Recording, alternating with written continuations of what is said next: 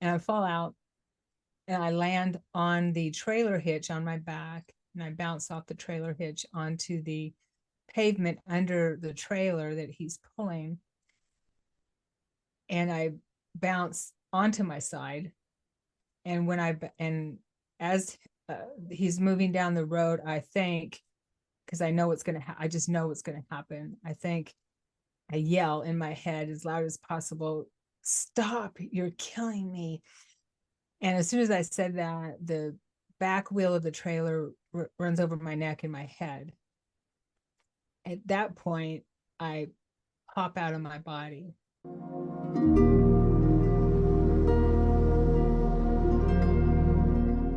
Today, I'd like to welcome Sharon Sananda Kumara to the show. Welcome, Sharon. It's an honor to have you here today. Oh, well, thank you, Christina. It's an honor to be here. It's my pleasure, definitely.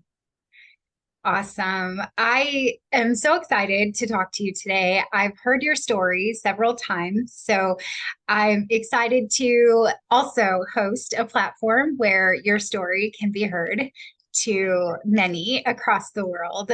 So, with that being said, how about we just start at your near-death experience? Okay. Well, I've had two. I will say with that. I didn't remember the one when I was young until I had the NDE in 2001. So I guess I'll start with that. Okay. All right. So I lived in San Antonio, Texas, and my girlfriends and I were had a birthday party where we were going tubing down the Guadalupe River in New Braunfels. For people that are in the San Antonio area will know where I'm talking about. And we had a really great day. It was for a friend's birthday, like I said. And we came after the day, we came back to get on a shuttle bus that the outrigger was using to take us back to our cars. We went on the outrigger to go to, they shuttle us to the river. The bus, they shuttle us to the river, and then they pick us up and take us back to the outrigger's parking lot, to their space. And they were built, the bus was a little like a school bus, okay, one of those little buses. And at the end of the day, we were standing in line to get on the bus, and I was the first one of my group. There was 5 of us, and went to get on the bus, and I noticed it was full. So I started to turn around to get back off. I'm like, well, there's not room for us. And people were saying, come on, you can stand in the aisleway. So we got on. There was a bunch of people behind us too. So they packed us on. And I was the first one in the aisleway up against the back, the emergency exit of the bus. And the bus was also pulling a trailer where we had our ice chests and our inner tubes and things like that. So there was probably double what the bus could hold that was on the bus. Maybe I think that bus holds 13 or 14, something like that. So there was probably double that packed in. And as the driver was driving down the road, taking us back to the outrigger, which was a couple miles away from where they picked us up on the river, along the river, he was leaving a light, a street light, and it was second or third. I'm not quite sure that he had. It was a manual transmission, and he jerked into gear. And as he jerks into gear, he's going about 25, working his way up to 30, probably around that speed. I used to drive manual cars, so I'm a muscle car girl. So I've had some manual speeds and transmissions. And so I am thrown up against the back door, the emergency exit door, and it pops open. So it's not latched, obviously. And it pops open and I fall out of the bus. And I'm falling out and I'm thinking, I can't believe I'm falling out of this bus. I remember what's going on in my head. I can't believe this. And I fall out and I land on the trailer hitch on my back, and I bounce off the trailer hitch onto the pavement under the trailer that he's pulling. And I bounce onto my side. And as he's moving down the road, I think, because I know I just know what's going to happen. I yell in my head as loud as possible, stop, you're killing me. And as soon as I said that, the back wheel of the trailer runs over my neck and my head. At that point, I pop out of my body. So I figure I die, right? Yeah. I'm, I mean, yeah. So I'm floating above So my when body. you popped out Mm-hmm. in that moment, was that your thought? I must be dead. Uh, not not when I popped out, but as I'm floating there, Okay. because it happened so quickly, Yeah. and I'm floating there and thinking, oh, okay. These thoughts were, I died, and my first thought was, after that, this is really going to ruin my friend's day, because I'm thinking, because it wasn't any big deal. It was like, okay, I've done this before. It was very, I knew what was happening, and I think this is really going to ruin their day. We had such a great day. And it's like, this is going to be put a big damper on their day. Here I go, and I'm thinking, here I go and die on them. When we had so much fun, we had such a good day, and I go and die on them. I remember thinking that, here I go and die on them. And so, and then after that, I think about my so I start thinking about the people that are left behind, and I think about my partner, and I'm imagining him, or I just think about, okay, how will he handle this? And I get these impressions, and it's all happening at one time. I get these impressions of him, and I think, oh, he's going to be okay. He'll be sad at first, but he'll be okay. And we're not together anymore. He was my partner then. And then I think about my sister, who I'm really close to, and she has a family, and I think about her. I think, gosh, this is really going to be sad for her, but she has her family, her boys, and her family, her husband, so she'll be okay. And then I started thinking about my mom. Now, I will say my stepfather died in 98, had gone before this 3 years earlier, who I was really, really close to. Okay. And I missed him terribly. And at that point, I was having out of body experiences, conscious out of body experiences. I had started teaching myself how to do this because I wanted to connect with him. So I knew then, okay, this is what this is about. The final out of body experience, I guess you could call it. I was thinking, right? And as soon as I started thinking about my mom, because she lived really close to me, just down the street in Universal City, for those in Texas know where that is at. And as soon as I started thinking about my mom, I felt a movement on my right, and I turned around. Oh wait, before this, as I was looking at my body, and there's a lot of things I forget as I'm looking at my body, there's this big bus that's driving up to where my body is laying on the road. And I think around all this time, I'm thinking, I hope that bus doesn't run over my body, because that would make a big mess. So I had no attachment. I'll say this, I had no attachment to my body. Right. Yeah. I mean, I didn't want it to be messed up, but I knew that body was not me. That the Right. observer here was me, was who I am. Now, did you know that because of the space you were in, or was that knowledge you had prior because you were practicing out of body experiences? It's a good question. I don't know. I don't know. I did have an epiphany one time where I knew that I saw my body in my bed, and something told me to turn around and look, and I saw my body in my bed, and I thought, I didn't even recognize who that was at first, and I thought, who's that in my bed? And then I saw the blonde hair and the blankets up, and I thought, oh, wait a minute, that's my body. And Yeah. I had no attachment, and I realized, and the thought that came to my mind was, it was just a bag of bones. Isn't that funny? It was just, that was the thought. It was Interesting. Yeah. because the consciousness light of who we are was the observer. Mhm. And I knew the observer was who the real me. Now, as far as with my NDE, I can't say, I don't know if I had that awareness. probably did. I don't know, but I can't say. But Yeah. I did know that I did recognize that we do die many times, many times. Okay? I remember that.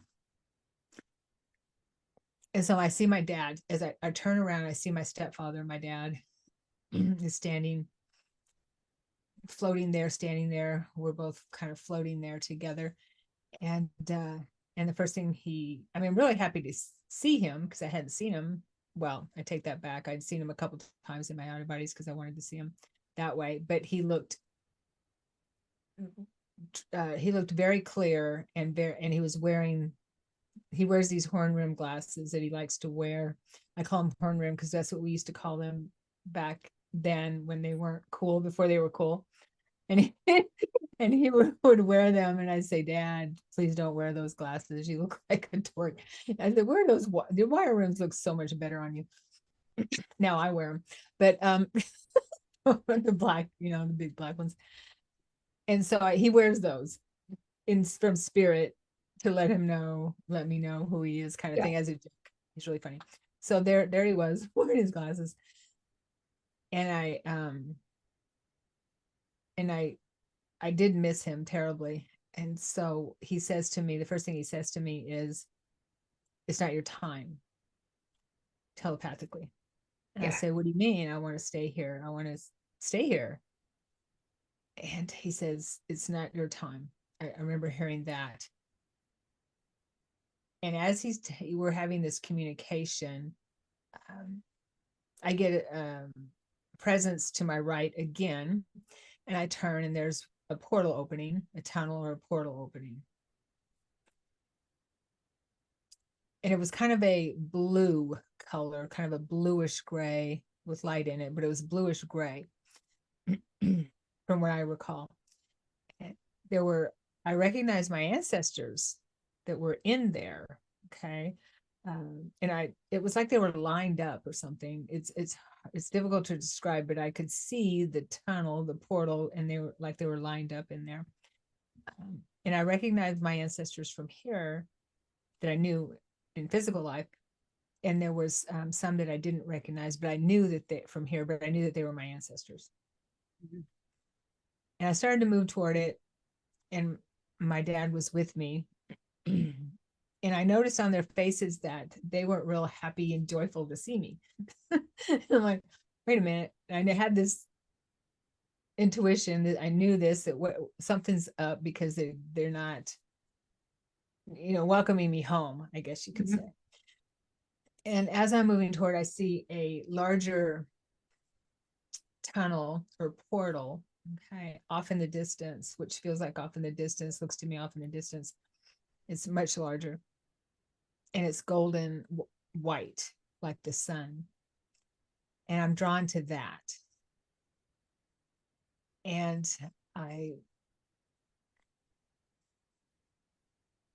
before I can move to that, there's a figure walking out of the center of it as I'm focusing on it. And it didn't hurt my eyes. It was so bright, like the sun, but it didn't hurt my eyes. I didn't have physical eyes. I'm assuming that's why, but it didn't hurt my eyes. I just remember how it was super bright, like the sun. It reminded me of the sun. And so there's a figure stepping out of it, walking forward, and he's wearing the white robe type garment. And I recognize him right away as Jesus, who I call Yeshua. And I flew to him as soon as I recognized him, which didn't take very long. And I flew, and I got goosebumps. I always get that energy when I talk about it. And so we embrace. He tells me pretty quickly, it's not your time. The same thing. It's not your time. and I say, what do you mean? I didn't say, what do you mean? It's not my time. He says, I said, I want to stay with you. I want to be here. I want to stay with you. Because I knew, even though I was raised Catholic, I was not a good Catholic. I wasn't someone who, my grandmother, we lived with my sister and I lived with my grandparents, and my grandmother when my grandfather died. After our parents got divorced when we were young, and she would have to drag me to go to church because she was pretty staunch Catholic. And I went to a Catholic church for a little while. This one nun I had in one grade was pretty mean, and it just didn't, the judgy part of it and all that kind of thing just didn't resonate with me. But it didn't mean that I didn't still believe in God or still believe that that Jesus was real. But I didn't include him in my life, if that makes sense. I was a little bit about my background. I was a partier. I, worked a job. I was able to hold down a job, and in San Antonio, I lived in San Antonio and a little around before that. But so that wasn't a part of my life, is that spiritual part of me.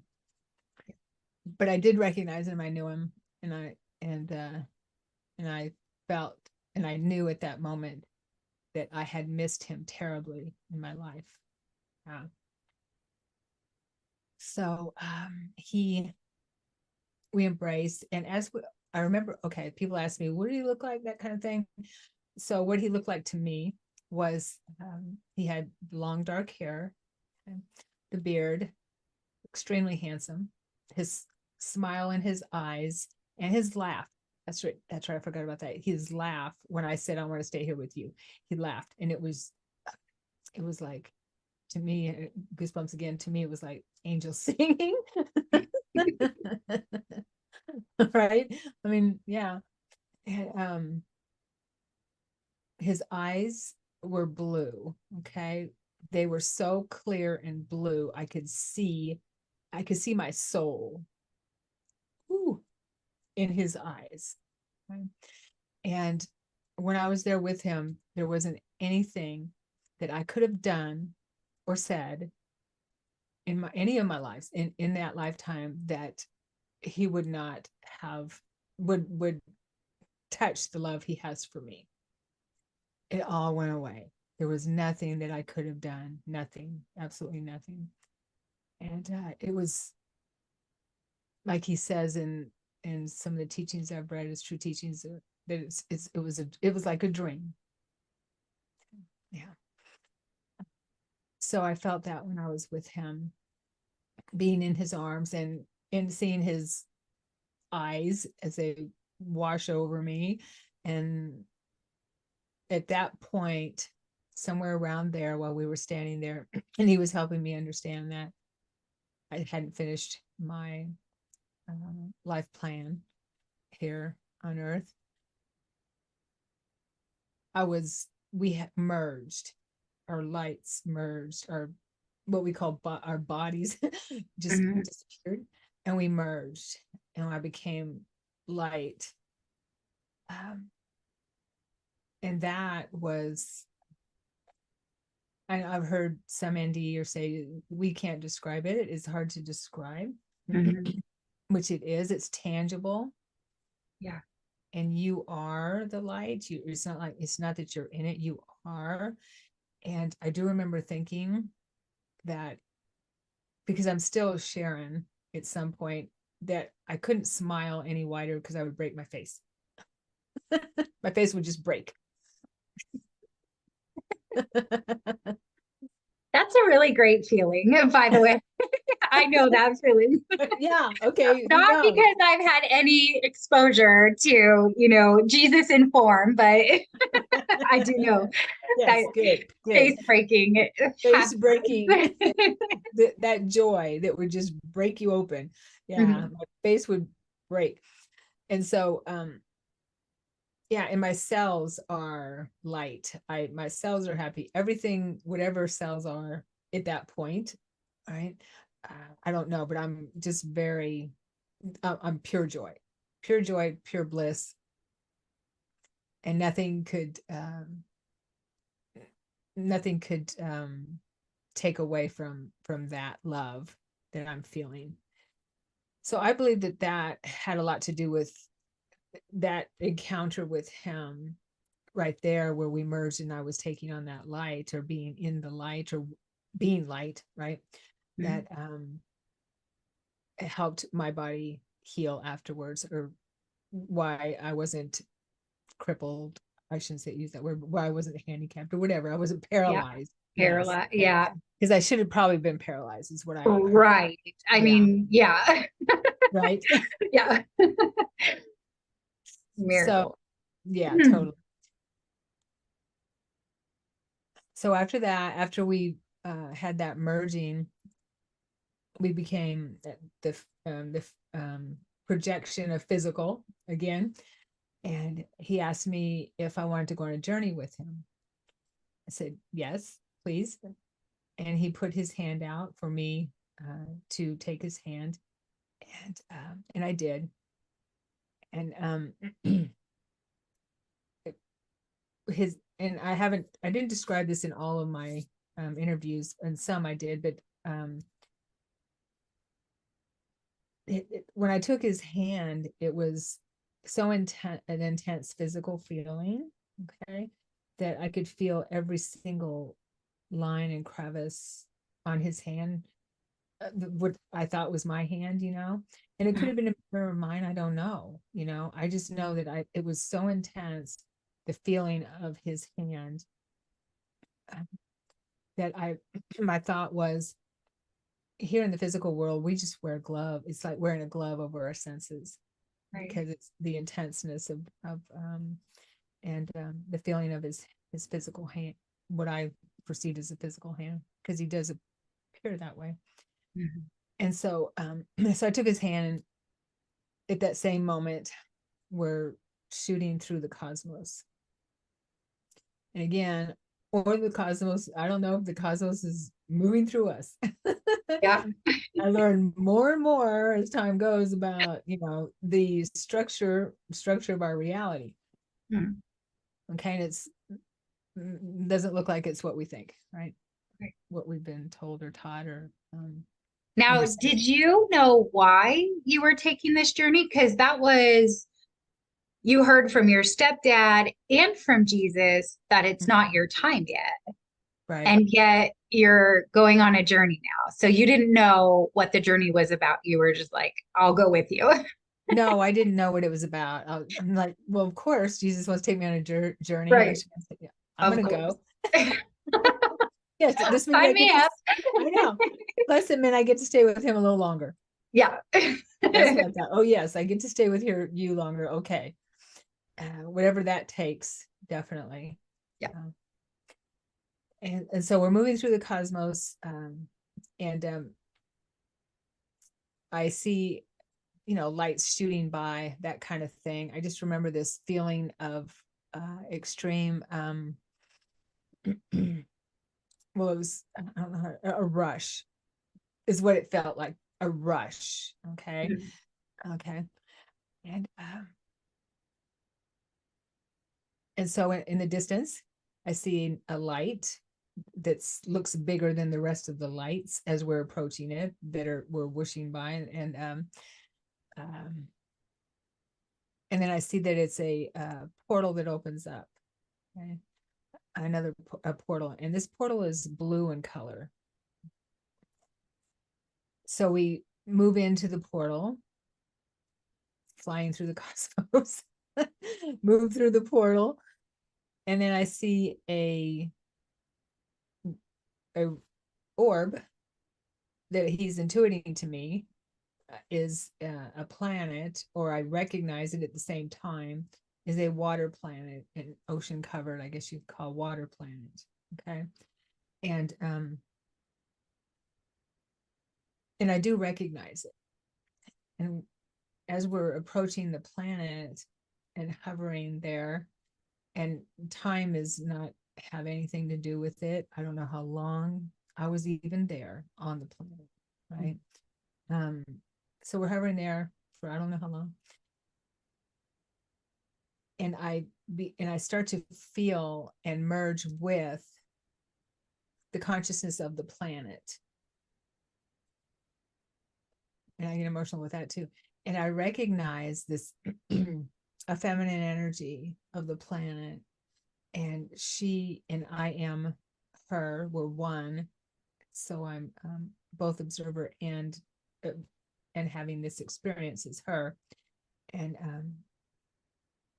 I have so much, I feel this, all the love that I have as her, all the love that I have for every single being and cell, everything, amoeba, whatever it is that's on my body as the planet. I have so much love for them, love for my body and what makes up my body. It was immense, immense. So and I'm feeling through that, having that experience, and I bring myself back up to me as Sharon, that Sharon who's long gone, and so the dream is back here, and then he and I move down into the planet, and we dive into the water, and I am reunited with a aquatic family. I remember that I have a family there, and I have a existence there, whether it's parallel, past, future. I've had all answers on it that Yeah. have come to me. I was just about to ask you, is it a parallel life? Yeah. I don't have that answer, and I since I'm learning more and more that we are our existences or expressions are cyclical. Mhm. So, I don't know. He did, what I do remember him telling me, what Yeshua telling me is that when I am finished or over with my earth mission, he called it that, then I can move my focus. I'm able to I can move my focus there in the water planet there, and be there if if I choose to do so for thousands of years if I want. It's my choice. And of course the earth mission is my choice too. Yeah. And he did tell me too that, and I remember this after I just started going, that I could go there in my meditations. I could go there anytime.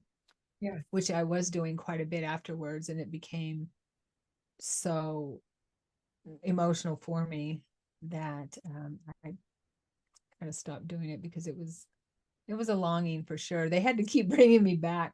I would hear a voice bringing me back to my earth plane body. Um, I so imagine there would be a homesickness. definitely, Yeah. In a place where you feel immense love, how could you be satisfied anywhere else?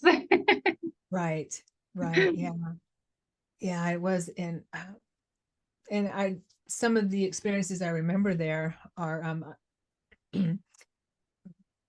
being at one with your family, where you have that intuitive connection, um, where no words are necessary, that type of thing, and your hearts are connected, and also you're connected to. I was met by dolphin beings as well, and I had memories of whale beings as well.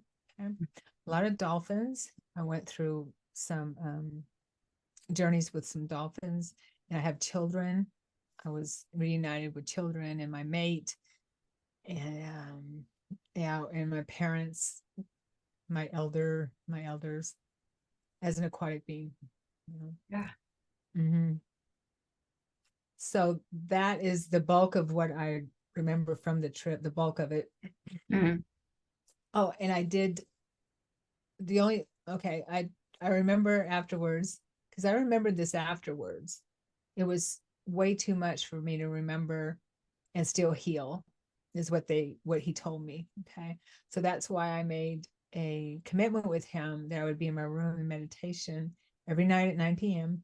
so that he could help me integrate what had my experiences and more. Yeah.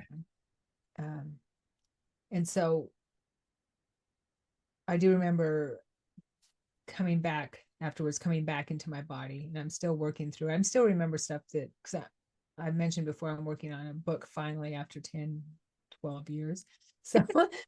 So, have you written a book before or anything like that? Okay. I have not. No. I have, there are a few books in me, but I do Yeah. imagine it would be a lot of work. And I do hear that a lot of near-death experiencers, or just, people who have had some pretty amazing experiences, it does take a while for that book to come out. It does. And not only that, but as you're writing it and diving into those experiences again, more and more comes. Yeah. And you're bringing that, that experience back. And you're like, oh gosh, I forgot about that. Oh, that's Yeah. right. Oh, yeah. So more and more comes. So you're diving deeper and deeper, Right. so it's basically for me. Yeah. Our books are for us, right? Yes. For sure. I agree. And it helps it put it in a structure, Mm, as well, that because it's all, when you're in that place of no time, no space type of thing, it's difficult to bring it down here and explain or try to relay that to someone. And again, I just hope that relaying my messages help people with their own experiences, or something that resonates with them and helps them in some way. Because I yeah. have heard from quite a few people, with talking to people like you, beautiful people that want to have me on their show, that they have their own experience of a water planet. I'm like, whoa, Mm. wow. I love hearing that. Yeah. Yeah. What's so fascinating to me is that what you just said is what I hear over and over again from those who've had a near-death experience, as well as pre-birth memories, that there really are, our language here just is not equipped to Right. describe. And there's also been this idea that words are linear as well. And so having the words be linear to describe something that is not linear, it just is hard. It is. It's It's just hard. challenging. It is challenging. You're right. It is. Yeah. And Yeah. all right. And the mind works that way. And so it's difficult sometimes Right. to let people know that it's this is, and I've heard NDE say this is, or spiritual transformative experience, or Mm, people too, yeah. that it's all happening at once. It's all Yeah. happening at once. And so Yeah. our mind doesn't work that way. Our brain, I should say, doesn't work that Yeah. way. Yeah. Yeah. So So I'm curious. So you came back to life, you came back to your body. What was that like for you? okay. Did it hurt, or you just opened your eyes? Like, what happened? I came back when I was laying in the road. Okay. And uh I I do have the memory of coming. It wasn't quite a slam, but it was like a oh, like that kind of thing. But it Uh, wasn't quite a slam in my memory of when I started remembering my NDE. yeah. And I got up, I saw the bus coming. And I got up and I ran to the side of the road. By then, the bus driver had stopped because he kept going. He didn't know I had fallen out. And so he kept going. He stopped. And I was in panic mode. I was running around Yeah. saying, I can't believe this just happened. I can't believe this just happened. My hair was falling out. I have a bald spot over here, kind of thing. Um, yeah, I was kind of a mess. Road rash up and down my legs. We were in Hmm. shorts, and it was summer, 100 degrees out, that kind of thing. And so I was kind of drugged down the road a little bit. And then my friends got off and helped me. They called an ambulance, and it took the ambulance a little while to get there. I remember that. But when they did, they got lost. Somebody gave them the wrong address or something. But which is kind of hard to do in New Braunfels, Texas at that time. For those of you in San Antonio, probably know that. It was a small town then. Right. So I went to the hospital and I was released after 5 or 6 hours. They did an x-ray. and they made fun of me because they said I had tire tracks across my head, and they did glue my ear together because my ear, where the tire ran over this ear, messed it up really bad. So they said, we're gonna use some super glue and we're gonna glue your ear together. Like, okay, just as long as I can keep my ear. Yeah. So you fell off, Yeah. was run over, died, and then just got up and pretty much walked away. Pretty much. They did put me on one of those spine boards kind of thing. Yeah. And I do have back problems, but not what they, what they could have been. And but which I have to maintain. I just make sure I stretch my back. I have one of those things where you hang upside down. That helps tremendously, Yeah. tremendously. So it takes the pressure off my spine, Yeah. from gravity and all that kind of thing. But I just have to make sure I stretch in my neck, and I do have a little bit of a nerve damage in my neck area where my head shakes a little bit. Mm. But during that, yeah. I mean, Yeah. it took me a couple months to recover. I couldn't sleep on my side for 2 years. I could only sleep on my back. Mm. And after that, yeah, now that's all I sleep on is my side almost. Yeah. So I'm curious because you had mentioned that you were actually already into some spiritual concepts or principles, trying to connect with your stepfather. When you came back, did you remember right away? Was it later on? What was the process like for you after dying, having that experience, and then returning to this time space reality? Oh no, I didn't remember right away. It took me a couple years for the memories to start. They were coming slowly in my out of body experiences. And then when my mother passed is when they really started coming forward. Yeah. And she helped tremendously from the other side. By that time I was just starting to uh, remember my abilities as a communicator with the other side, that kind of thing. Mm. And we all have that in us. And so when my stepfather died, I didn't think that the Catholic Church, I didn't feel the Catholic Church had given me the right information on what happens when we die. And so I started reading about life after death, and picked up mediumship books. Actually, my sister brought George Anderson's book to me, We Don't Die. And I'm like, now this makes sense. This I understand. Yeah. Okay. Yeah. And so I started reading about the big mediums at that time, James Von Prague and John Edward and those people. So, and then I started having sleep paralysis episodes where I would spontaneously, well, sleep paralysis is when you're paralyzed and you don't know that you're in the shifting in and out of your body, Mm. because you become awake while your body is paralyzed, which it needs to be paralyzed so we don't get up and act out our dreams. Right. I understand, right? And so I was having those. I didn't understand what they were, and I thought I was dying at that point. And so I realized afterwards that my dad was helping me to with this progress, and he pretty much saved my life too. And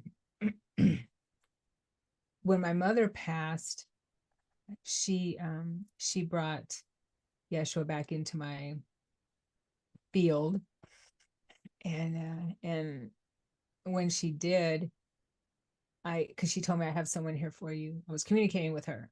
Mhm. I have someone here for you. I'm like, was this a guide or what? Because I wanted to talk to her. And she said, yeah, she called him top shelf. I'll never forget that.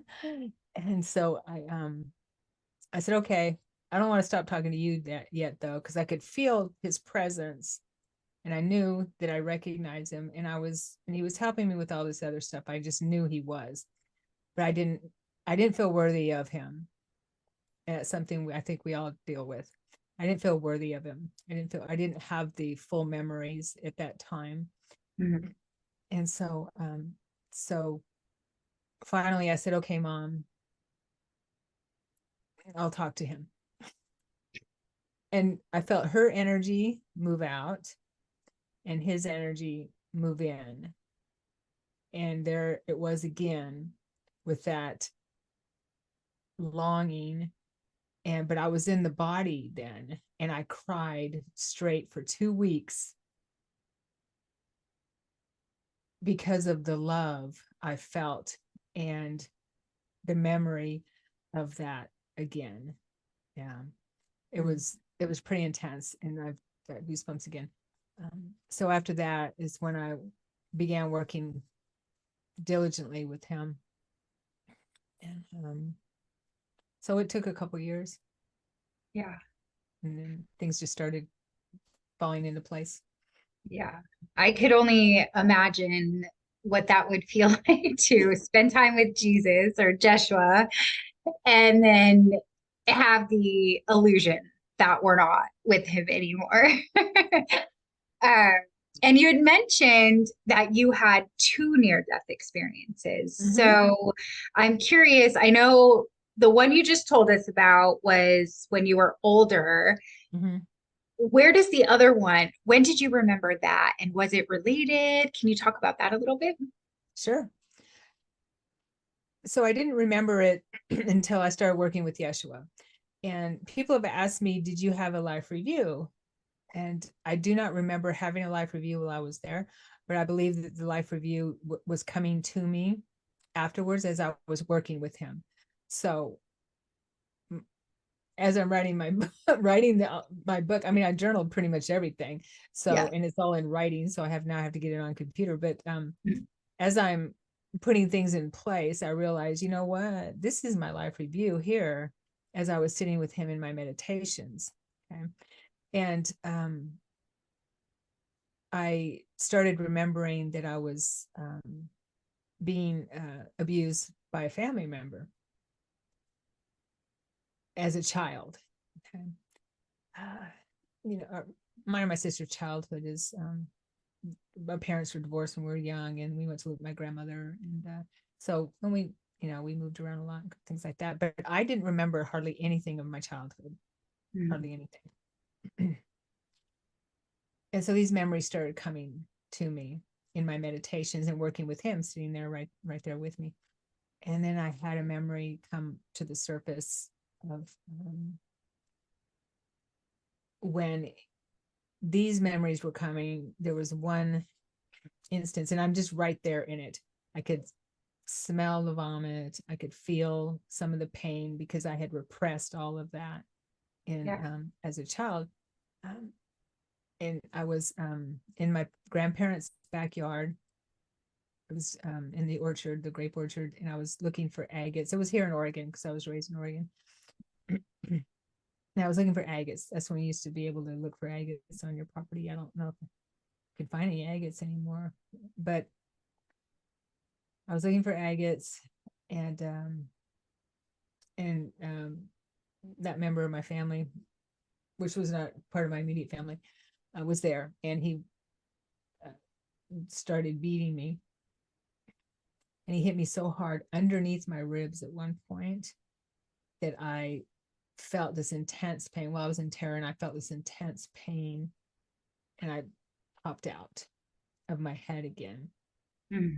And as soon as I felt that or popped out, all of the pain, everything went away. I felt this immense peace. It was different than when I was an adult in 2001. I mean, the peace was there, but it wasn't as, I didn't have, how do I say it? I didn't have that need for it because I was a child who was being abused and was not a happy child. Didn't have a happy childhood. And so I needed that. And I felt that, just this immense peace. The pain was gone. I felt this immense peace. I was just at peace, and I was floating in a dark space, not in light. But I was just floating there, like, oh, this is cool.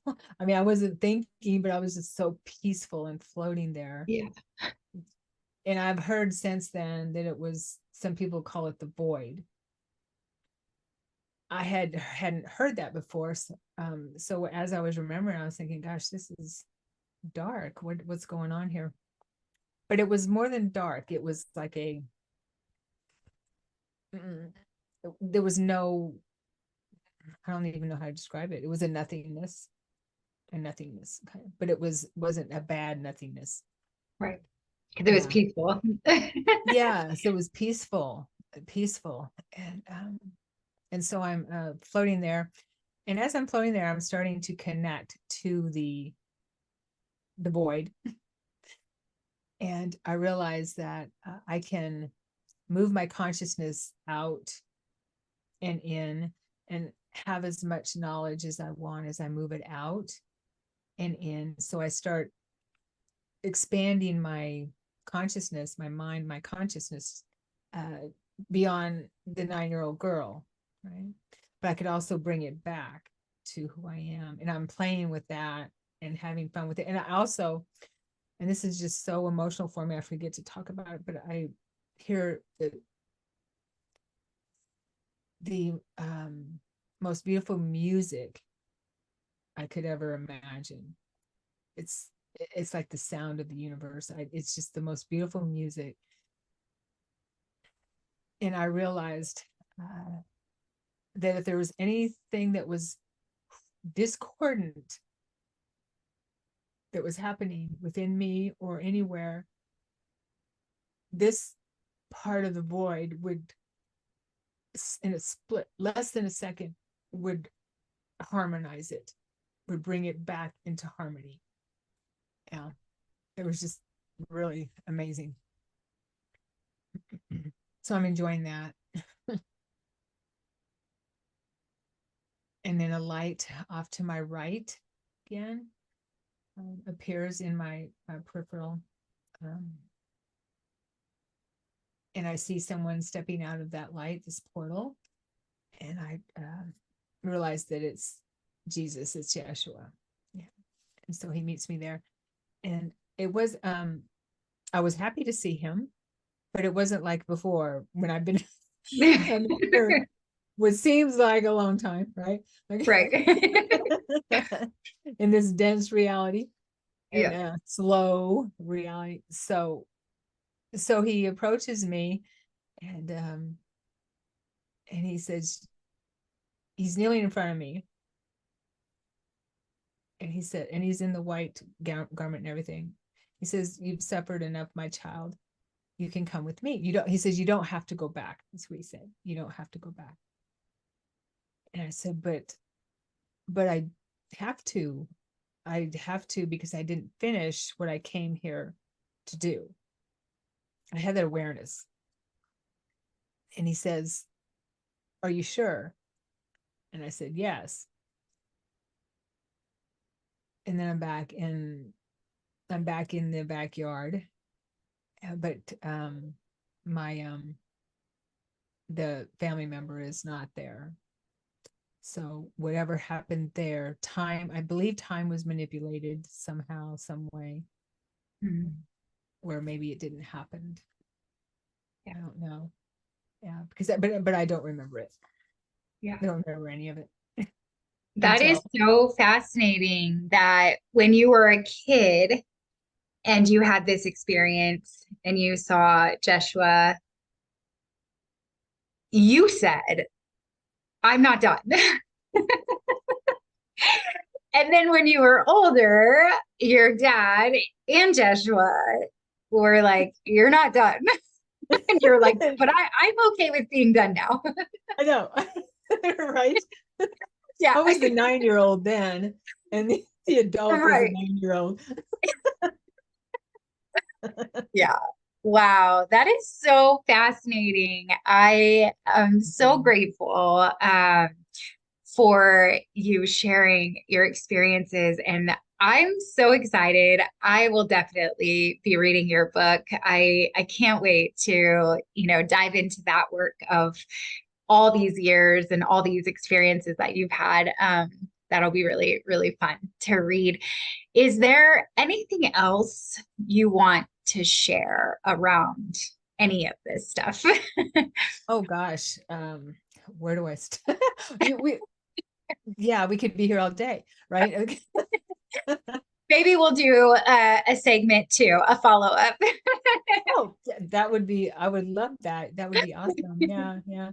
Um, well, I guess just to let people know that they are loved beyond what they could even imagine. We are loved tremendously. And this lifetime here seems like a long time, but it's basically just a blink of an eye in our eternal existence. And we have a lot of help. We're never, ever, ever alone.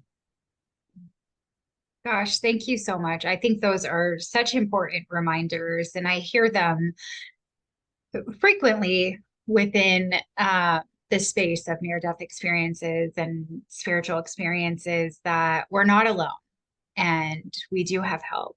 And the love that that is available to us is we can't even begin to imagine like what a fraction of that feels like.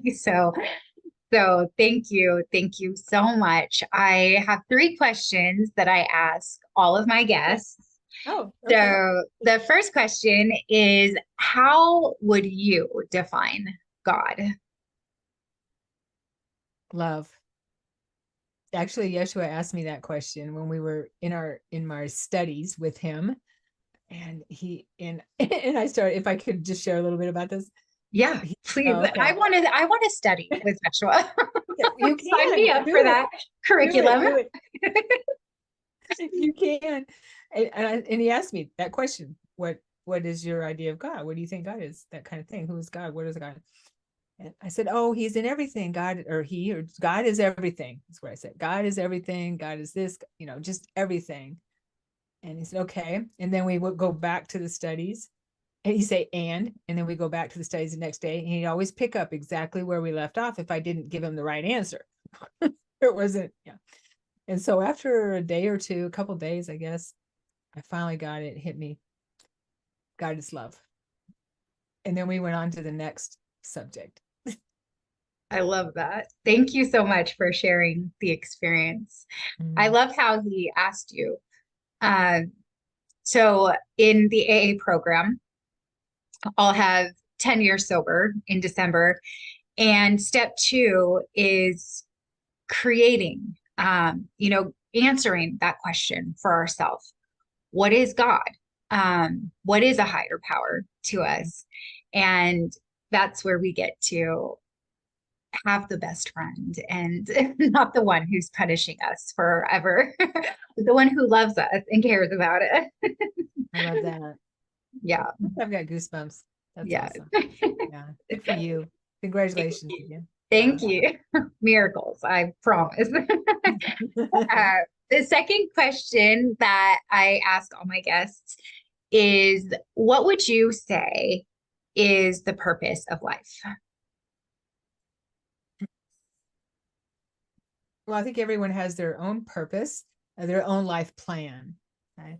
And I believe our purpose changes pretty much day by day or as we go through stages of life. The main purpose would be perhaps, what I understand is to remember who we are, what we are, and we are love. And that we're here to remember that. And that we are love and light in expression. We are God in expression. Thank you so much for that. The final question is, if you could take a piece of wisdom that you have now and offer it to a younger version of yourself, what would that piece of wisdom be? Oh, that's another book right there. Okay. Right. Oh, well, I wouldn't be who I am now without everything I've gone through. So just to let her know that she's going to be fine. She's going to be fine. She's going to be okay. Yeah. And also that she is loved beyond measure. And help her know that and feel that. My future self has come to visit me too. Yeah. Mhm. Wow, I'm definitely interested in that. So we're definitely going to have to do a follow-up conversation because an hour is just not enough time. Right. How can people find you if they want to get in touch with you? They can find me on my website, which is Sharon Sananda, SharonSananda.com. Awesome. I'll be sure to include that in the description of the show.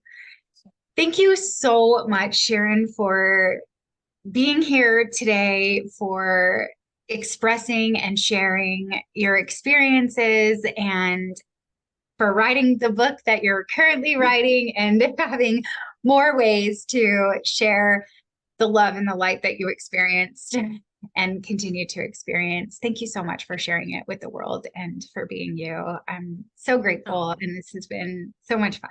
Thank you so much. Thank you, Christina. It's been my pleasure. I appreciate you. Thank you. I would like to personally thank you for tuning in to this episode. If you haven't already, please be sure to like this episode, subscribe to my channel, and turn on notifications so that you never miss a beat. And if you really resonated with this content, please share it with all of your friends so that collectively we can expand our consciousness. Have a very blessed week.